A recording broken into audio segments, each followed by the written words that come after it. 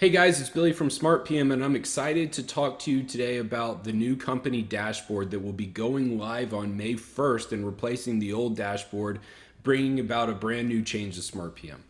Some of you may have noticed the preview new dashboard link that's been active over the past few weeks here in the top right corner of the old dashboard. For those of you who haven't clicked on it yet, let's go ahead and take a dive into it and see what all is new. As you open up this new dashboard, you'll notice the SmartPM team has reordered many of the metrics that you're used to flow a little bit better as you're studying your project.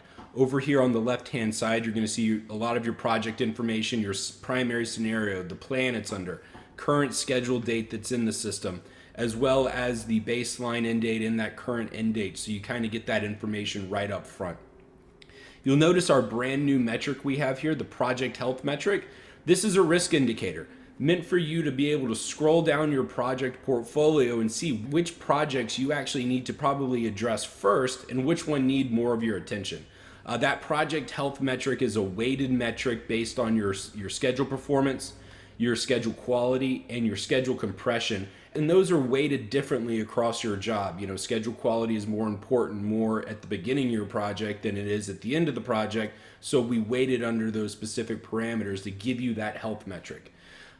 You'll notice here as we move to a little bit more familiar looking metrics, that plan versus actual percent complete, we're actually going to list out that SPI for you, give you that performance listed out right there.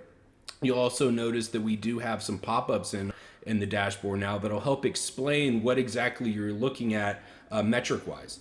We got our critical path delay and future acceleration, the old standbys in SmartPM. Schedule quality has been shifted further to the right of the screen, along with the compression and forecasted completion date. You'll also notice that forecasted completion date is now being given to you in weeks and months and not that specific date.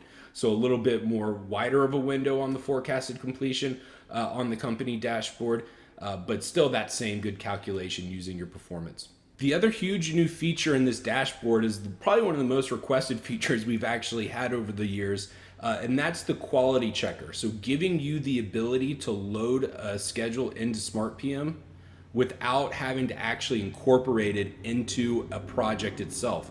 So I can click on the quality checker, I can click select file, I can go grab 1, 2, or I can grab 4 different schedules. I can load them up, and SmartPM is just going to automatically give me that schedule quality report.